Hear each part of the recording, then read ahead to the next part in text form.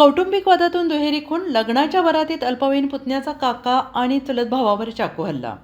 वर्ध्यात कौटुंबिक वाद विकोपाला गेला. वर्धा शहरातील महिला आश्रम परिसराजवळ हनुमान मंदिराजवळ लग्नाच्या वरातीत अल्पवयीन पुतण्याने आपल्या काकांवर आणि चुलत भावावर चाकूने हल्ला केला आणि या घटनेत दोघांचाही मृत्यू झाला.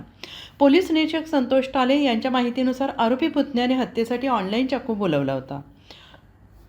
घटना संपत्तीच्या वादातून घडलेली असून 8 महिन्यांपूर्वी काका आणि चुलत भावांमध्ये भांडण झाले.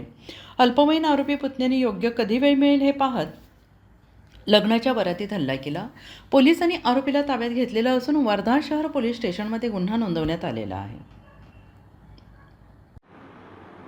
बरबडी गावातील प्रभाकर भलमे हे त्यांच्या मित्रांचे लग्न असल्याने त्यांचा मुलगा रितेश याच्यासह वायगाव येथे लग्नासाठी गेले होते. वायगाव येथे लग्न लागल्यानंतर सायंकाळी 8:30 वाजताच्या दरम्यान ते वाहनाने त्या ठिकाणी सेवाग्राम रोडवर आले आणि सेवाग्राम रोडवर ते उभे असताना अचानक 8:30 वाजताच्या दरम्यान रात्रीला विधी संघर्षग्रस्त बालक जो त्यांचा नातेवाईक आहे त्याने एकदम येऊन मोटरसायकलने आला आणि त्याने चाकूने दोघांवरही वार केले.